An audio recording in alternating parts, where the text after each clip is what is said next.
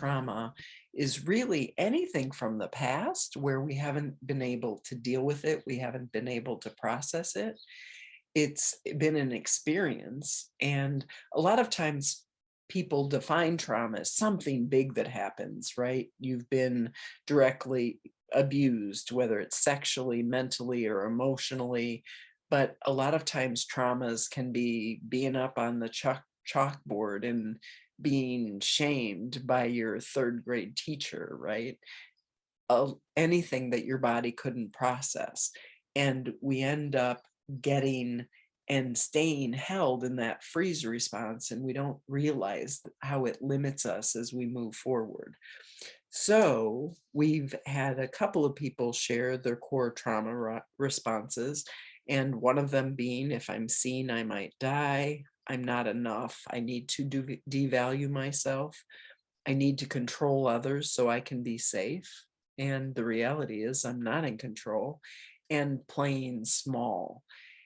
And what we don't recognize and we're not taught is that we actually create our own safety. When someone attacks you, you don't have to receive delivery. When someone goes to shut you down, you get to know that their wounds are being projected on you. It has nothing to do with you, and you don't need to take it personally. But being able to tangibly do our very best to have our own backs in any given moment. Like, does this feel right? Connecting with our intuition. And sometimes I'm guided to do things like, what? And it's like, oh, hell yeah, you go up and you say this to that person, or you do that thing. And it's like, all right, I live a surrendered life. So let's go, rodeo. Like, this is my current rodeo. But other times it's like there's like this break or hesitation. So when we are really connected and moving from that place of connection, we do our absolute best. So we create our own safety. Does this feel like the loving and kind thing to do? Maybe yes, maybe no. And then simultaneously, if 80% of our lives are predetermined, like a lot of people speak of, then whatever, right? I don't have to beat myself up when the thing happens. But what I can control is, who am I in relationship to that thing that just happened?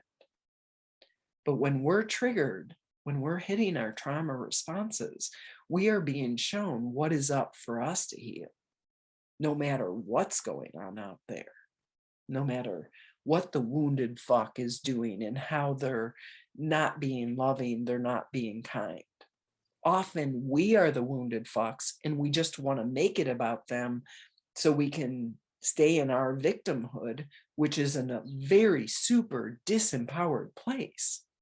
The message from your past of being the good girl is, oh, don't feel the feelings, just be the higher person, take the higher road.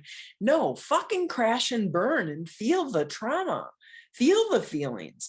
If you really want to heal faster, go into the feeling. That's the courage, that's the bravery. When you avoid that shit, that just prolongs your pain. And if you don't name the shit consciousness that you dealt with and that you faced that wasn't kind, then you have to blame yourself.